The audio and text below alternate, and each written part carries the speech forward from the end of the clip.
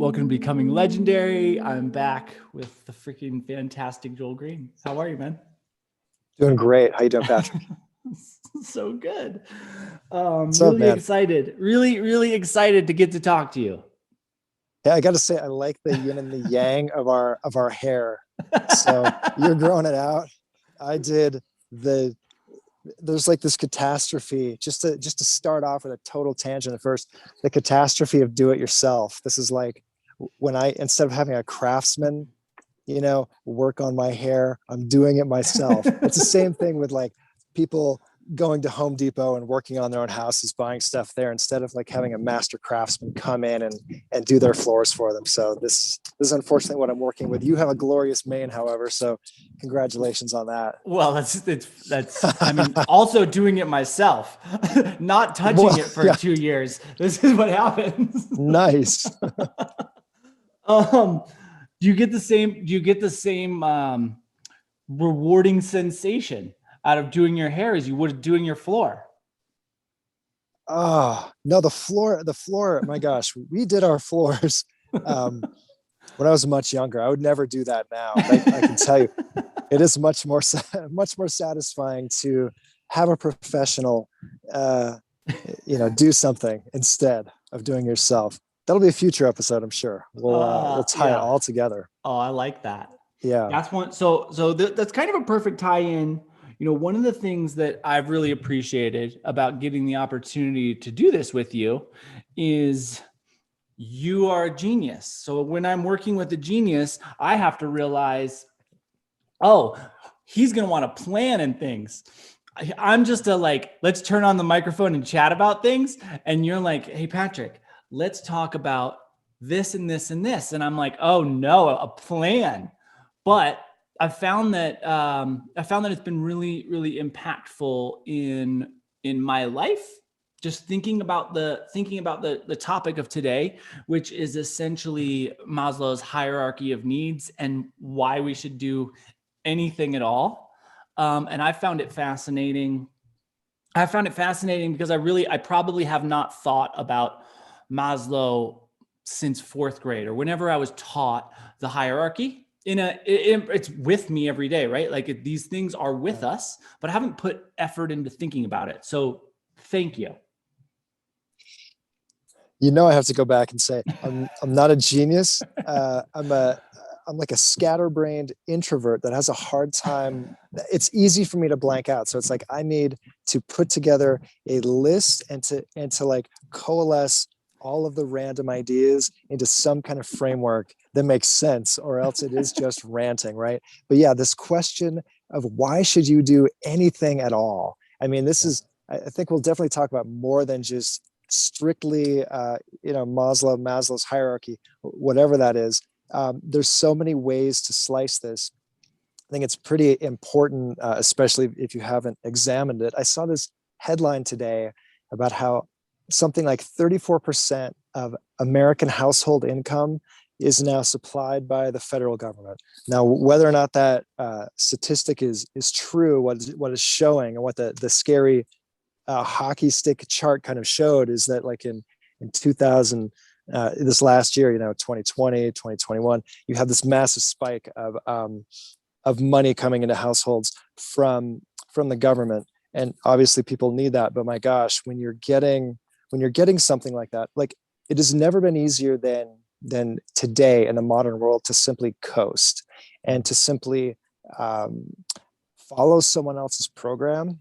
And maybe you're helping enrich them along the way with that. It's easy to just have a job. Now I have a job.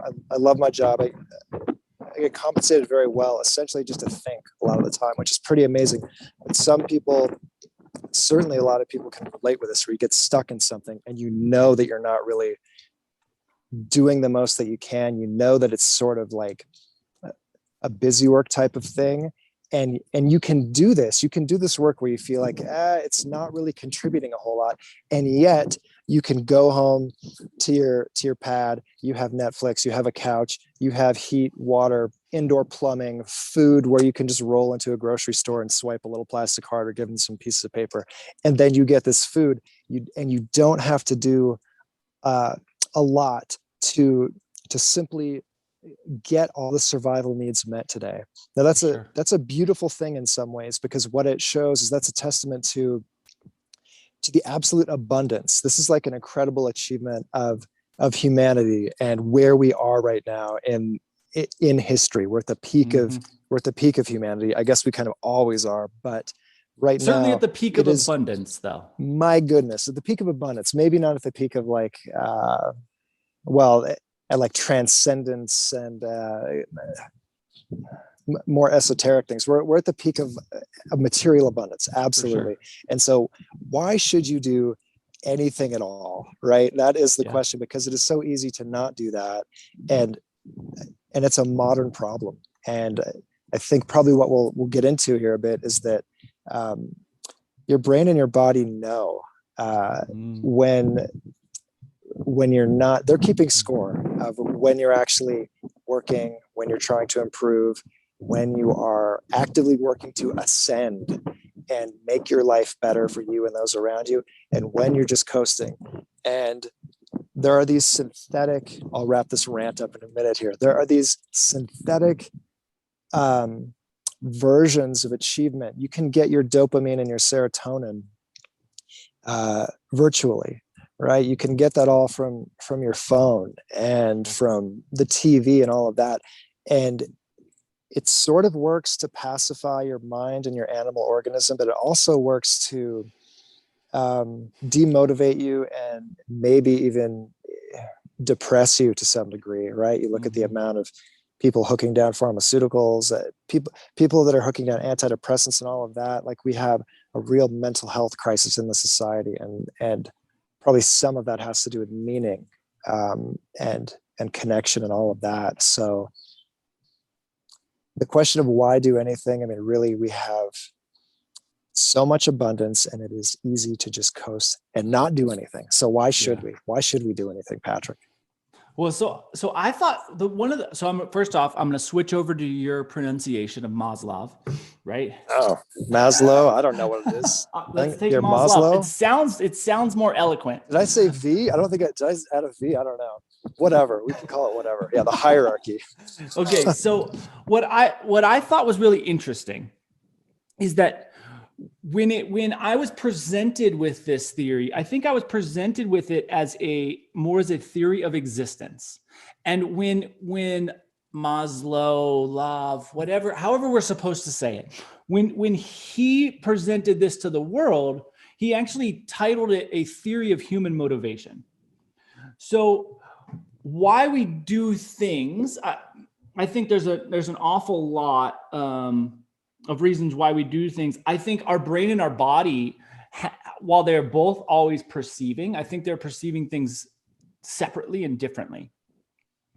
And I think if we take it all the way back to where you started, you know, if we get to the point where we have essentially safety and physiological needs taken care of for us, where there's a breakdown when we get into those higher levels of those higher levels of desire or potential desire, I think we're also at the peak of humans forgetting their fullest potential. So we are at peak kind of consumption and also peak lost potential within the human species. And those two things existing at the same time are pretty likely correlated, right? Because it is so easy to fulfill a want, a need, a missing space within you by getting on Amazon and ordering some shiny object that will be here within 12 to 36 hours, depending on how far away you live from the Amazon depot.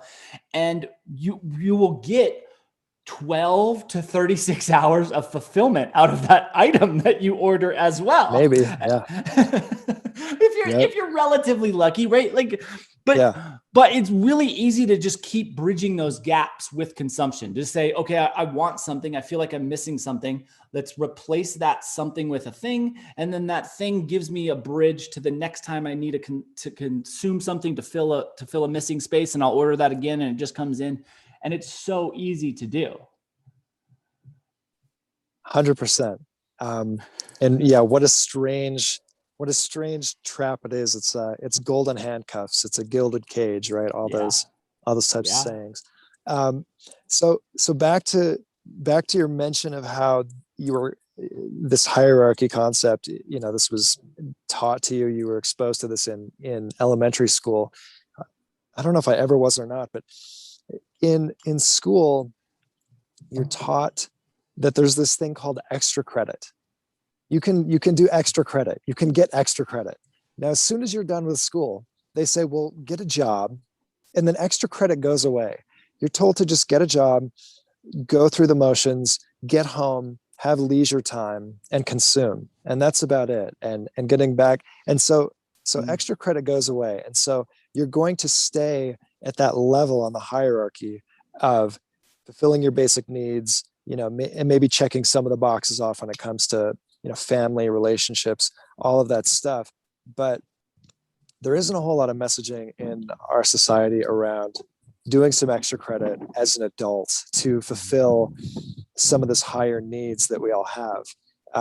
And on that consumption level, I look at, like, consumption is thought of as this, like, we're called consumers. The media calls us consumers. And I think about Yelp, and I think about what Yelp reviewers, like there was a great South Park episode that satirized Yelp reviewers. And when you actually try to do something, when you push yourself to grow and expand out at those higher levels, it kills that Yelp reviewer in you. It kills that inner Yelp reviewer. Like, I think about with consumption, I have some friends that are like really into microbrews, and they will talk about, they will pontificate. And look, if you love microbrews, that's great. Everyone has to have a hobby. Everyone has to have like a niche and something they're into. I have all sorts of stupid things like that.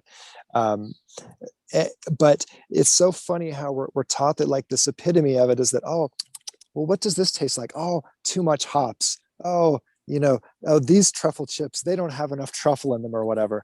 And and so actually going through that hard work of moving a little higher up that hierarchy kills that inner sort of entitled consumer Yelp reviewer within you. And that's a good thing, because that brings some real humility to you, because it's hard as hell when you get down to it to break through some of those habits and build something, whether that's cultivating something internally or like physically manifesting something in the world, like building a podcast, building a product or a service, whatever that is.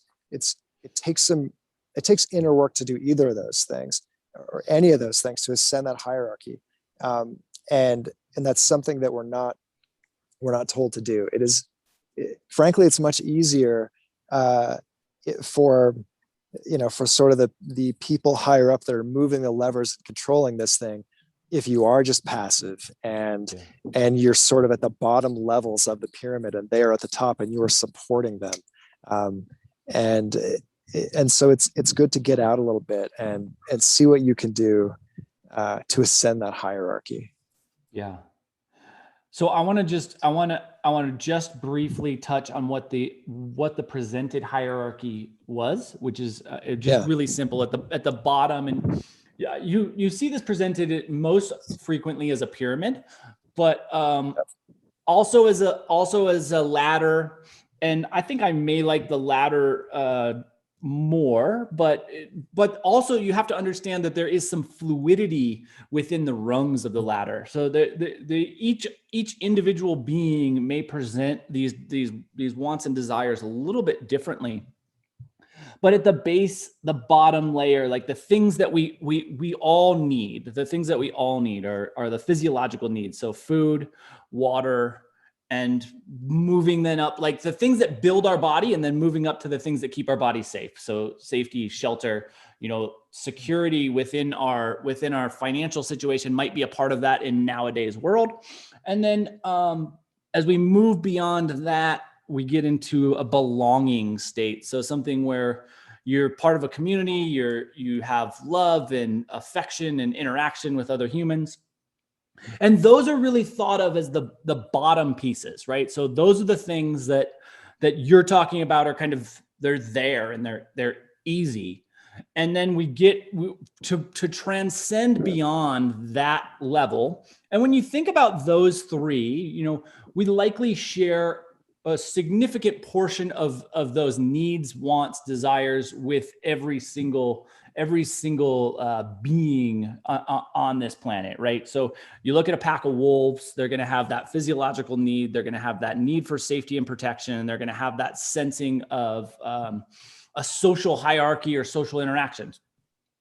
Where the human potential is there is when we get into esteem. So the feeling of self-worth and acknowledging gratitude for your own being, and then self-actualization, which Maslow described as fulfilling your full human potential.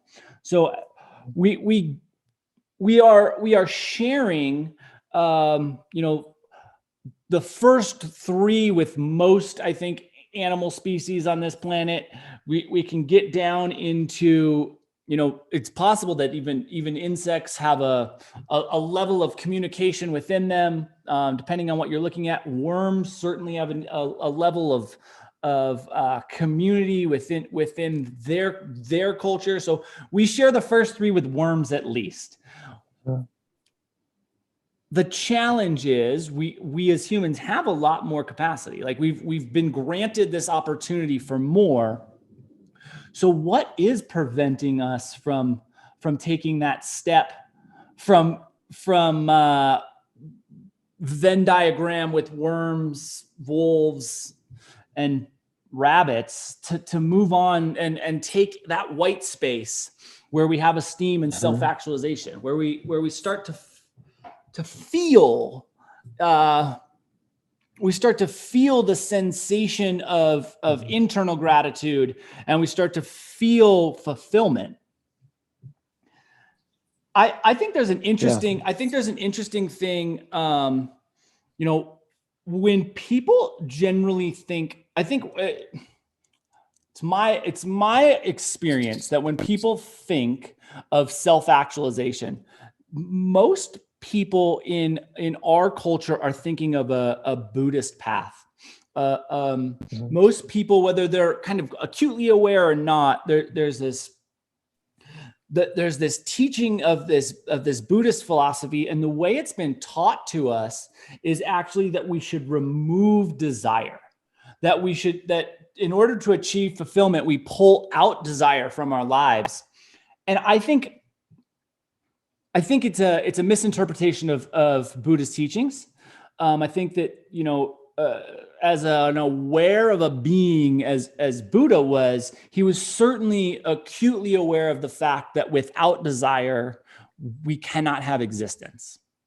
So he I think would be frustrated with that teaching. And I think I don't know how much of it's correlated, but I do think that the misinterpretation of the Buddhist teaching is certainly impacting the way people are feeling about ascension to higher levels of thought and self-actualization.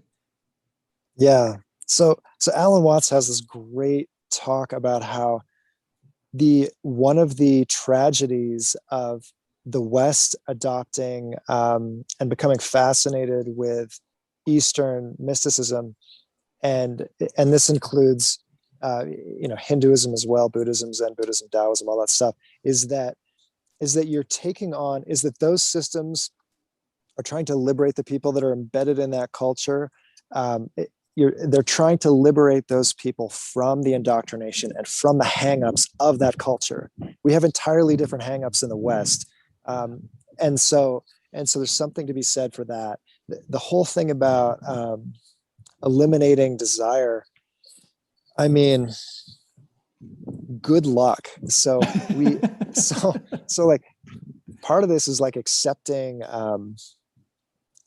what the heck you are. Like you're in this meat suit. We're incarnated into this meat suit um, that has systems like the serotonin system, the reward systems, all of that goes back and has commonalities with crabs and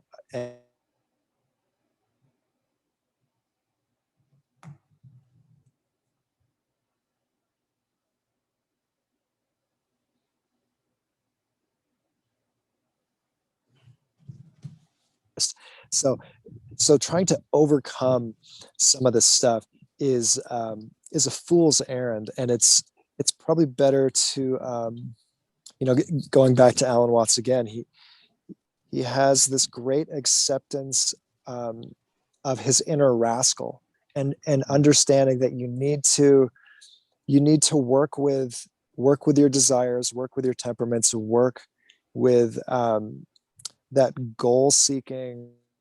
Mhm.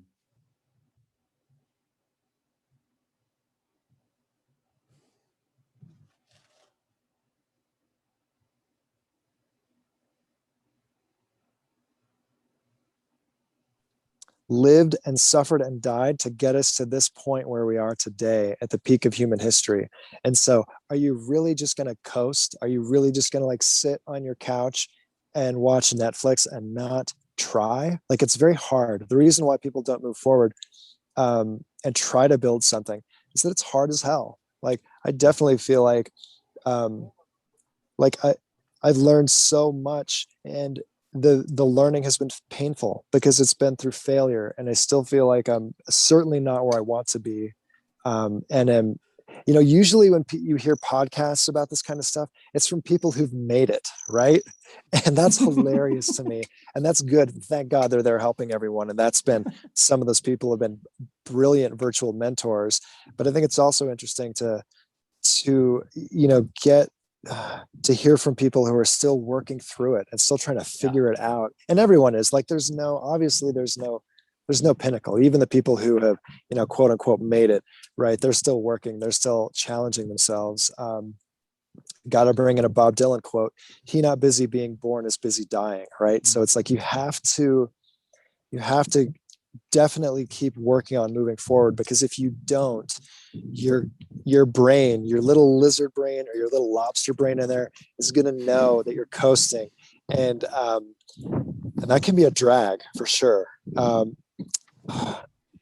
Yeah. So, and getting back to that hierarchy and the lower levels, I think that 2020 taught us that if you have some anxiety in your life around those lower levels, maybe you should make some efforts towards that. Like everyone is so tied up in the virtual world, and then they realize in the analog world, oh, holy crap, I need some toilet paper. Right. Yeah. so so part of those lower levels can also be, and having some security there can be, working on building up a deep pantry, right? Working on building up a little bit of food. That's a brilliant thing. Maybe working on building a pond, which I think I've heard maybe you're working on that. You have some aspirations around that, which is Yeah. both something that works on multiple levels, right? Yeah. Maybe you can talk about that. I would assume like you're working on something in the analog world, which is really undervalued if you're just in the phone all the time, which is so easy to be. Yeah. And Yeah. and there's something where working on those lower levels is really, it is across levels. Like you said, there's some permeability there. Yeah. It's interesting, one of the things that popped into my mind as you said, it's so easy to get lost in your phone, is there's the phone really is a unique window into infinite experiences, right? Like there is a never ending possibility of the ability to see experiences through your phone, through the internet. But and this is a thing I've kind of touched on before. It's similar to a psychedelic state in which you can kind of see different things, but you can't necessarily grasp them. You can't necessarily hold on to them. So you get this like this view through a window of all of these really fascinating things. And it's really easy to just sit on the couch and watch those fascinating things happen. Um, so, I think what you're saying, what you're saying is really desire's there. So it's about shifting the desire away from fulfilling cravings and in towards inner fulfillment. And when you shift your desire towards inner fulfillment, your life really does become an expression of joy. Like as a being, you've been through experiences where you've pursued things that were nurturing to your soul and your being. And when you're doing that, you are literally expressing joy to the world, and that frequency is going to be picked up by the people around you.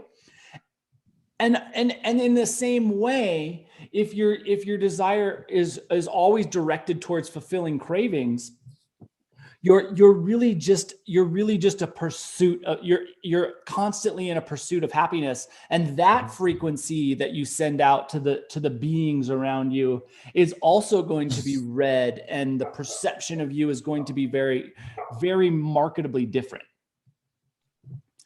100%. Like, yeah, the dopamine addiction is so real and so pervasive. And like my younger son recently, he quit TikTok. I was like, oh, you're so on a good level. Like, we talked about it for a while. I was so proud of him for doing that. Right. But yeah, I'll get back to the phone thing in a minute, but to the fulfillment part and seeking, instead of seeking synthetic dopamine hits, seeking real dopamine hits. I mean, I can think back, I'm sure it's the same for you. I can think back to like building a product, right? Like the first time, I remember the first sale I had of the jetpack, the first time I sold one of those things. I remember I was jumping on the trampoline with my younger son, and my phone went cha-ching, and I looked at it, and I was like, and I use this as like a teaching moment for him too. I was so high from that. I was like, look at this, Noah. Someone drank my Kool-Aid. Someone else thought it was a good idea to take, a specialized cold pack and put it on their nuts. Like, that was the most ridiculous thing. And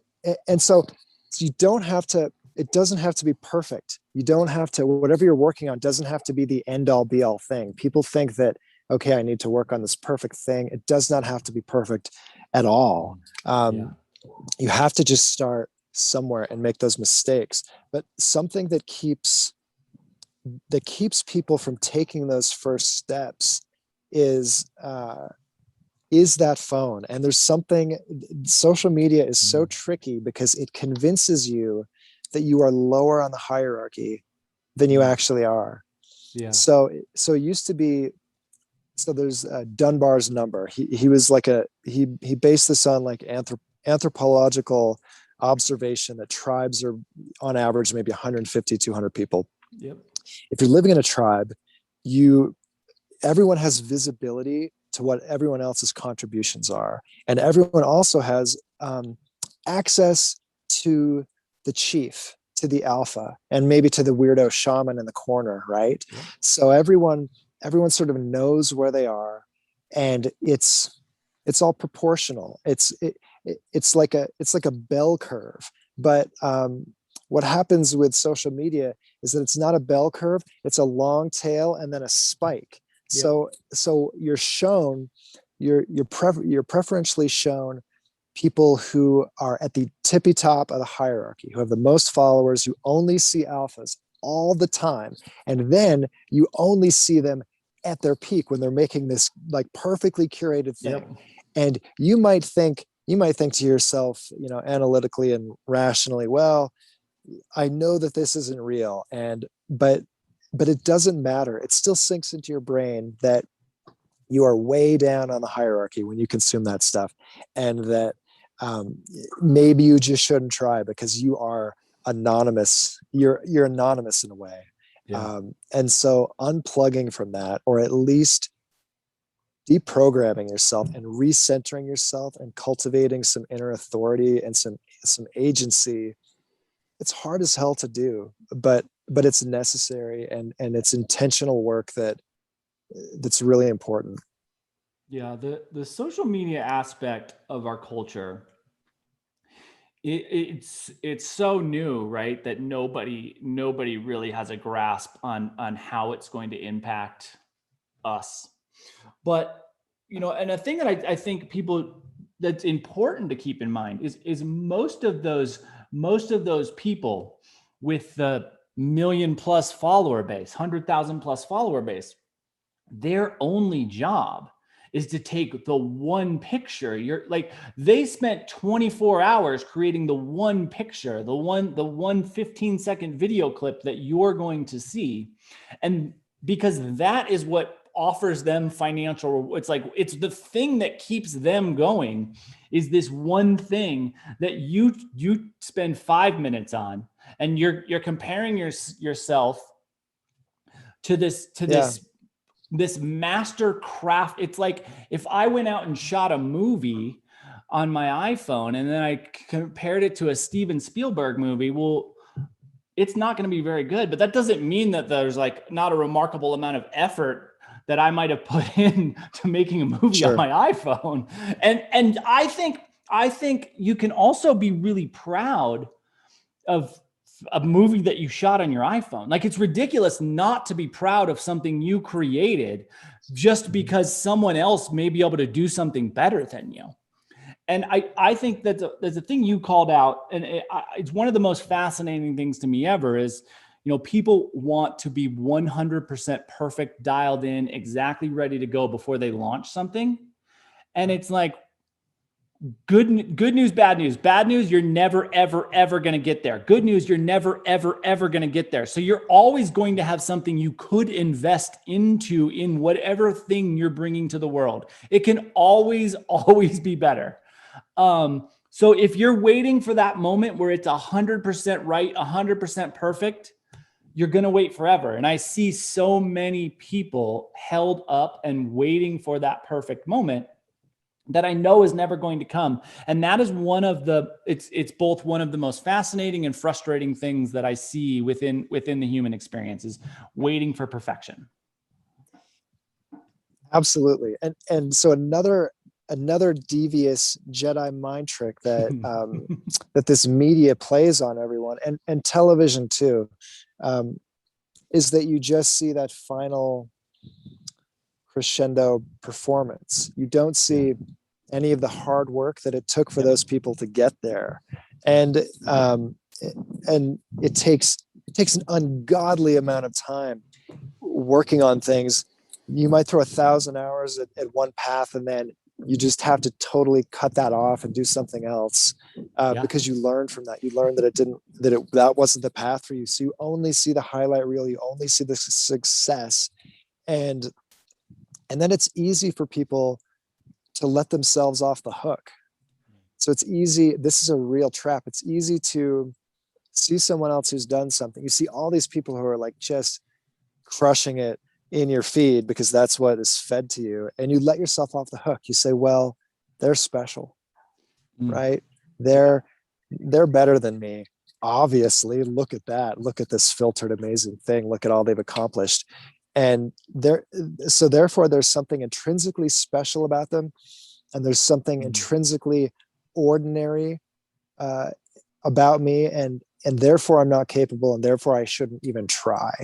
And that's a tragedy, because you're given on loan, you're loaned this brain. It's the most complex, matter in the universe. It has more connections, more neural connections, right, than anything else that we know of. You're given this thing for 80 years.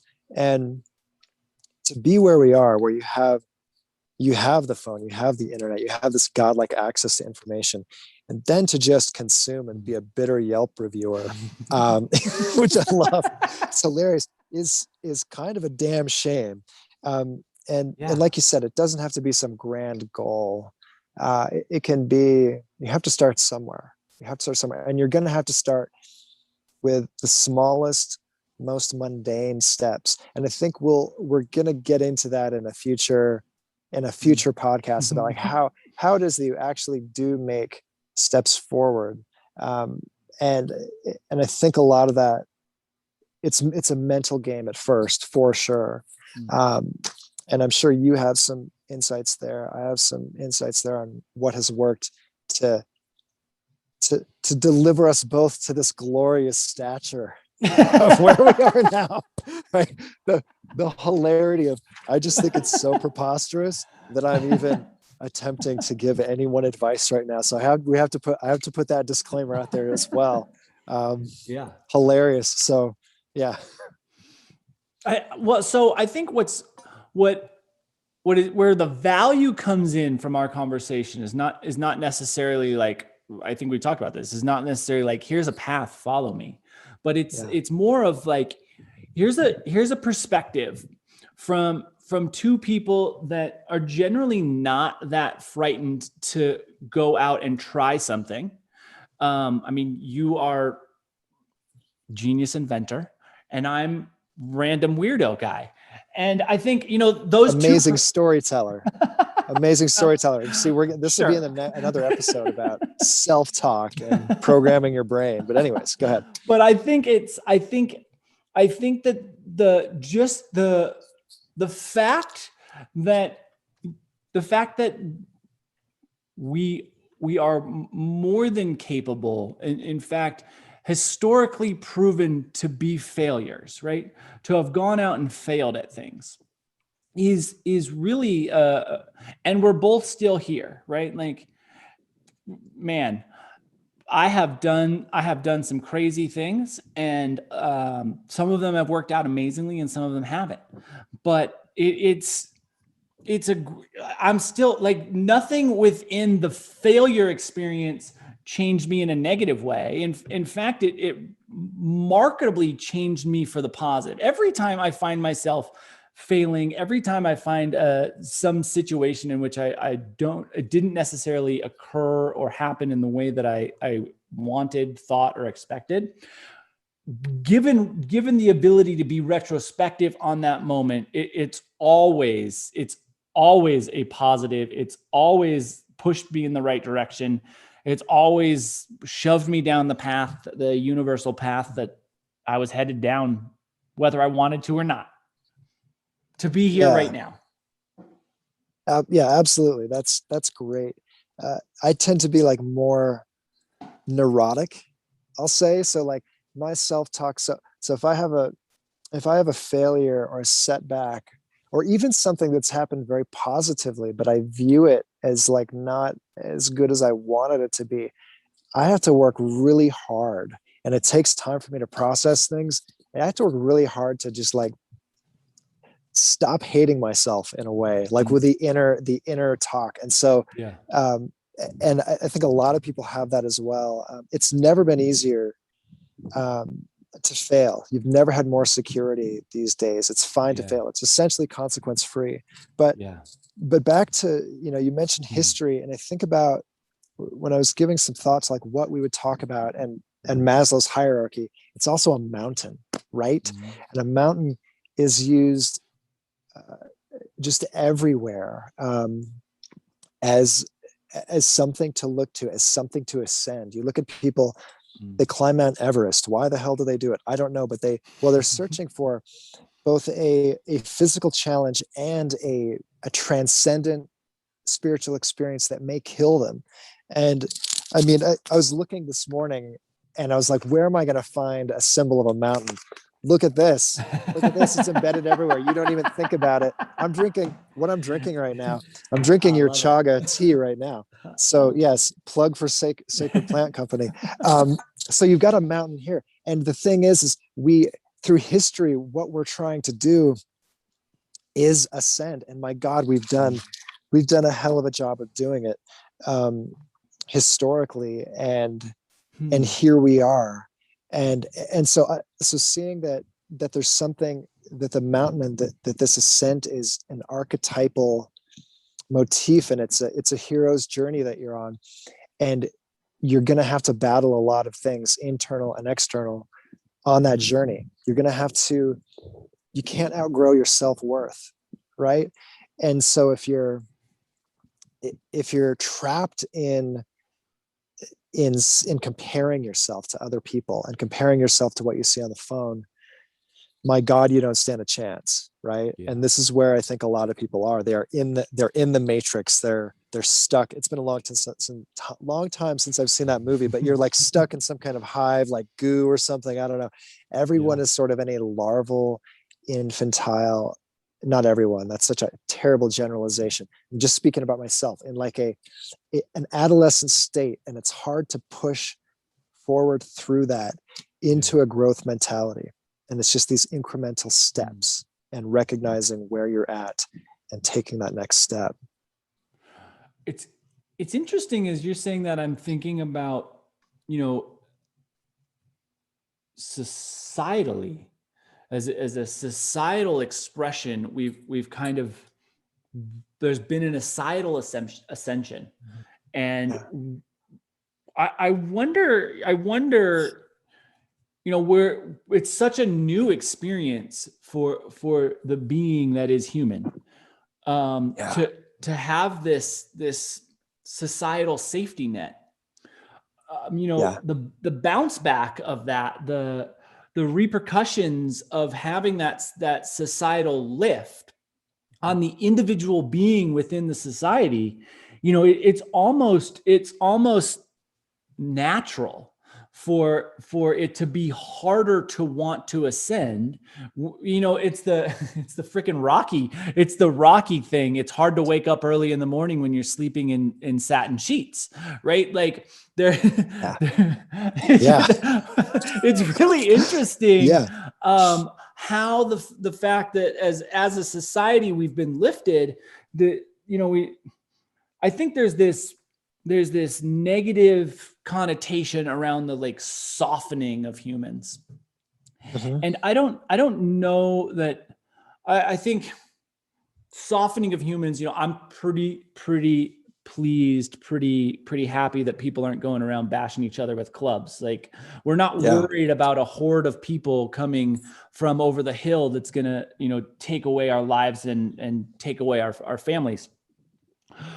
But at the same time, it's undoubtedly true that there is a separation between society and the ascension of human potential, and they seem like they must at least have some correlation and overlap between those two ideas. So if we're an individual being within this experience, what is the spark? What is the thing that we should be thinking about if we're like, I'm pretty happy sitting on the couch watching Netflix as long as they pump out a new series that I haven't seen. I get a little frustrated when I get to the end of the Netflix and I've like watched everything, right? But assuming we have an open catalog of Netflix available to us, what's an idea or spark that should push us off the couch if it's not inherent within us? Because I wonder, and I want to turn this over to you, but I also want to ask this question because I think there are a lot of different archetypes of human beings. And one of the things that I have found and discovered that is within me is that I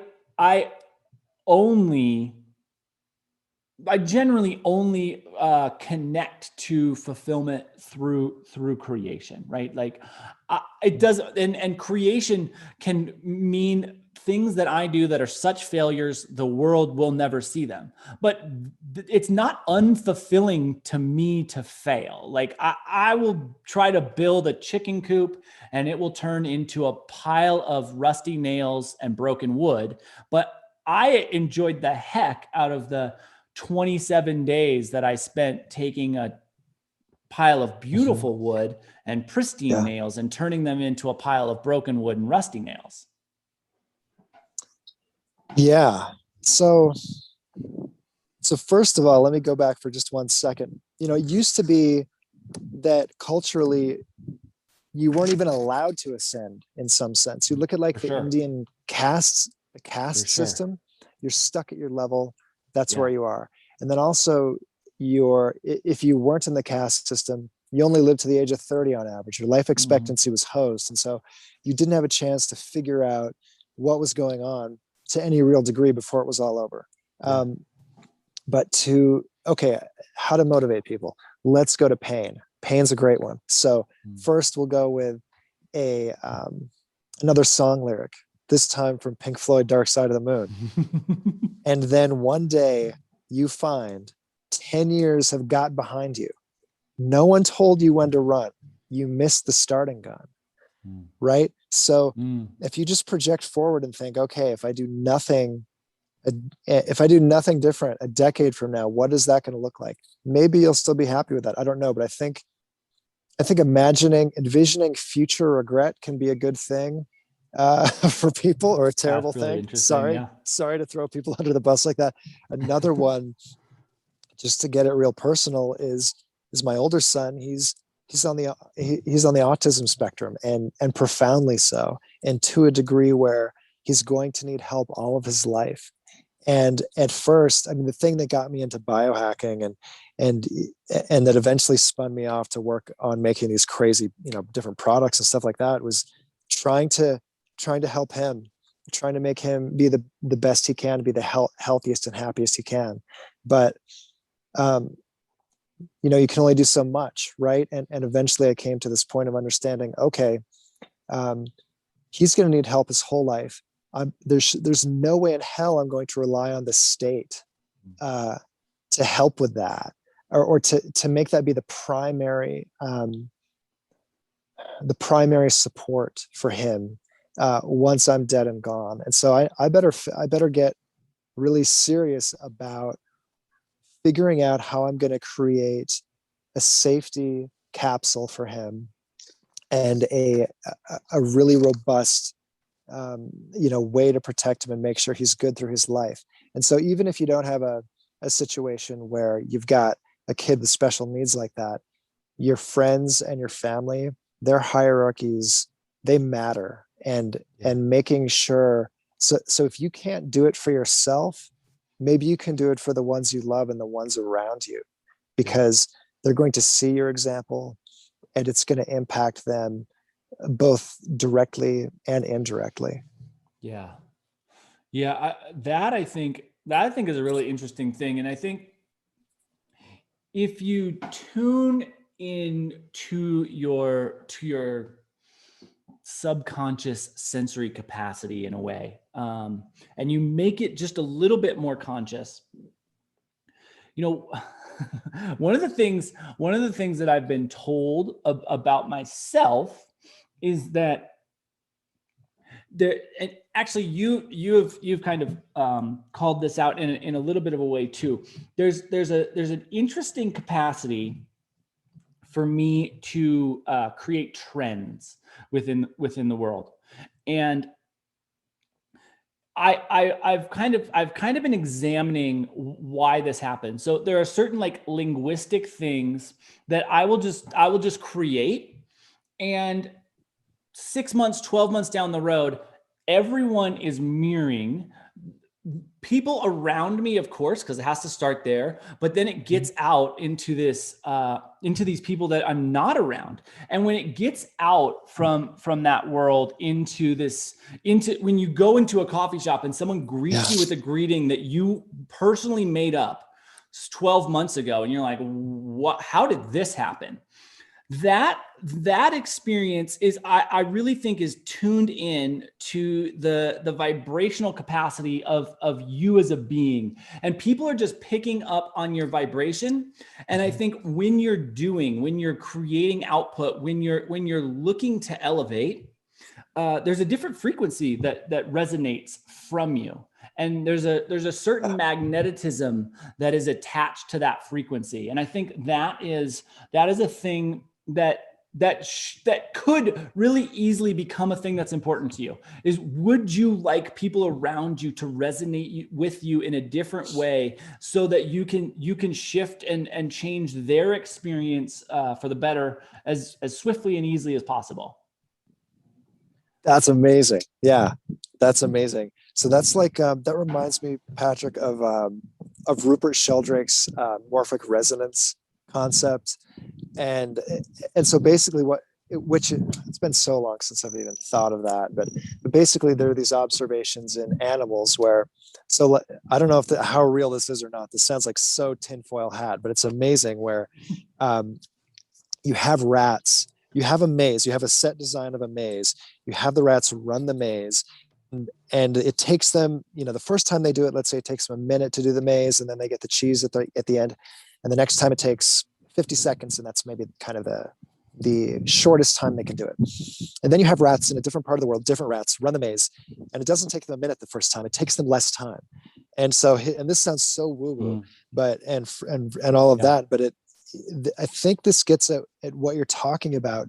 But with humans, it's more of an intentional thing. You're seeing what makes sense in that next step. You're basing it both off of the achievements of others, but you're taking it to that next step. You're iterating it and refining it one more time to make it useful for the times we're in. And then people latch onto that. And that's a fascinating thing to pay attention to. People have also recognized this with patents in the patent office. So the patent office, they'll get one application for a particular new invention, and then they will see more patents sort of flood in a very similar type of way. So people are both recognizing patterns of what needs to be made next, but they're also sort of, I guess, being influenced by each other and picking up on these different trends. And so to pay attention to what it is that you're passionate about or fascinated by, or maybe even repulsed by, and it's something that you need to look into a little deeper, but paying attention to what you're interested in, and then asking yourself, well, how can I improve this? How can I take this to that next level, both for myself and for those around me? That's a really fascinating thing, because you're participating in this human project of creation. Yeah. And it's of creation of this culture and widgets and technologies, both like physical, whatever, computer chip technologies, but also maybe breathwork technologies, spiritual technologies. To participate in that in a way is a beautiful thing. And the separation, right? The difference between that animal world and human world is it can be a conscious choice. It can be a conscious expression of who we are. And that little piece that seems or can seem fairly insignificant, the fact that we have the choice, I think is the most significant thing that exists within the human experience, is that we legitimately have the choice. We can make a conscious decision to show up in our world in any way we want to. We really can. Anyone, right, has the option, especially in our country, to pick up an assault rifle and go shoot people. And you also have the option to hand out bouquets of flowers to every being you see. And that is something, your dog is never going to have that choice. It's not going to have that choice. You're gonna have more fun. It's the synthetic and the virtual dopamine sources become unfulfilling. People burn out. They burn out on those, and their brain becomes insensitive and unreceptive to those sources eventually. And then they think there's something fundamentally wrong with them. It's like, no, you're just living in in a culture that is spinning off so many crazy technologies, and it doesn't understand or care about the consequences in a way. Yeah. And that seems to be part of the whole human condition anyways. We make things and then we suffer from the unintended consequences of them. But as you say, going out there and creating some joy, some beauty, alleviating some suffering for people, finding a problem or an issue that sort of scratches your own itch, and working to improve the lives of others through your own expertise, no matter how small that may be.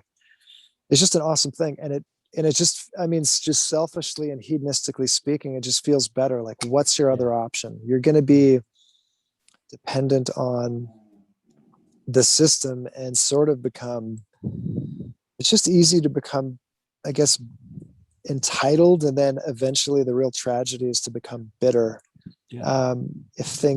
If you're just consuming and not, oh my God, I consume all sorts of stuff, whatever. Right. Yeah, But you've got sure. to balance that out. You got to balance out the long hair that you got. You got to consume some stuff too. Yeah. And have that yin and that yang, or I'm sorry, not consume, build some stuff too. Have that yin and that yang. And it is a beautiful thing to have some joy and move towards, self-actualization, and then maybe beyond that, some transcendence. I don't know if we're capable of touching on transcendence this time. Maybe that's a future episode. Yeah.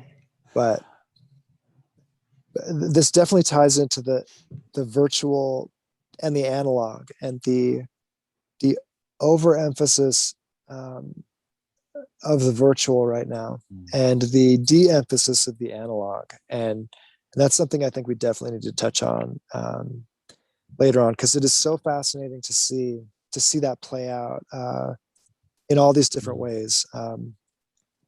You get a short amount of time here. Yeah. Do something amazing, alleviate suffering, be awesome for people. Be awesome. Yeah. Be rad. Yeah. One of the things that I think is fascinating, and I think we can start to kind of wrap this up, but this idea, of consumption as the path, right? The amazing trick within the human mind, within my human mind, is it's very easy every single time there's a new shiny thing to be like, that's the one. That right there is going to be the one. If we take a step back, and I think this is my suggestion for you, for anyone who's kind of interested in just observing this experience. The next time that some amount of desire arises within you, give yourself a set amount of time, like 24 hours, and just let the desire kind of live within you, and just develop a relationship with that desire. And then after that 24 hours, you can still click that same button and purchase the thing that you wanted to purchase. But when you start to build a little bit of separation between desire and action, there's a lot of inner workings that just naturally arise within you. So I would put forth two things, I guess. Number one is it doesn't matter what you buy. You will never buy happiness. And that's like a cliche thing, but it doesn't have to be cliche, because every one of us has done it. We've experienced a thing. We've bought a thing that made us happy for 5 minutes. And then a year and a half later, not only does it not make you happy, you don't even know where it is anymore. It was like this thing you had to have more than anything else. And then it's not even a thing that is in your awareness anymore. So I would kind of put forth the question of, if you 100% know, based on your history of every single thing that you've ever purchased not being the solution to happiness, enlightenment, and joyfulness, can you just say, the next time something arises that you must have, wonderful, I'm going to wait this set amount of time, and I'm going to just kind of live within the experience of having desire, and start to reconnect back to that experience of having actual desires, not fulfilling every single desire you have the moment it arises, and just see how that impacts the life experience that you are living. Delay of gratification is awesome. It is so interesting.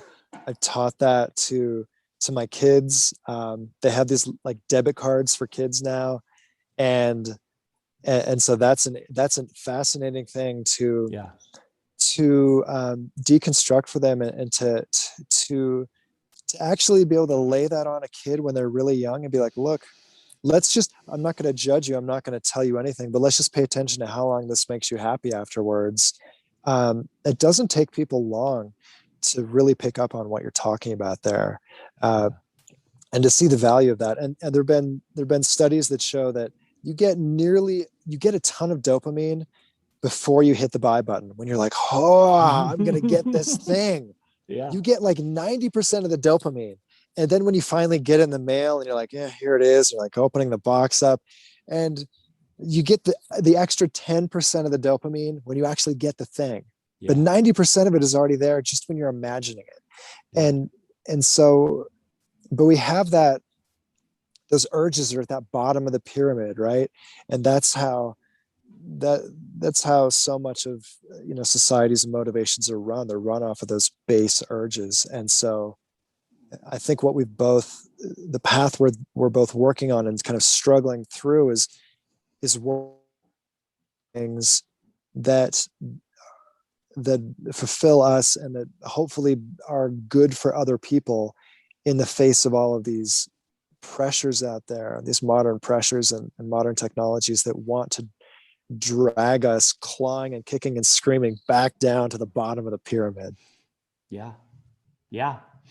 So we'll find ways to rise, whether society wants us to or not. So yeah, this has been good. I mean, we've covered so many different things in this. I'd be interested to know what resonated with people, what people liked, what they didn't, what they want to hear about next, where they'd like to take this. Do you have any thoughts on that? I mean, I thought it'd be interesting if people could reach out, maybe email us or something like that. If they want to get a hold, I'm open to just sharing my email. I don't care if I get too many emails, whatever. I don't know how you are. Let's put your email out in the world. Right? Is that terrible? No one signed me up for any subscriptions or spam things, please. Right? Yeah. So if people want to reach out, I mean, so either Joel at Primal Cold, that's a good one. Let's leave it there for now. Joel at Primal Cold, JOEL. And I'll put that in the show notes for you. So if you want to send an email to Joel, what about you? You're not gonna. No, I'll give my no. I have to preface though. I have to say, if you email me, it is remarkably likely that I will not get back to you for weeks. But someday I will likely find your email and I will respond. So it's PB at Vitality. I'll put that in the show notes as well. It's pretty likely if you're in my bubble, you've received emails from me. But yeah, I think I will put, one thing that I've only touched on in introducing you is your creations, right? The things you're actually bringing to the world and sharing with the world with Primal Cold and Optimus. So, we talk about that stuff later. Yeah, if people are interested, they can read the bio. You're going to put a bio for me and the links if they're interested.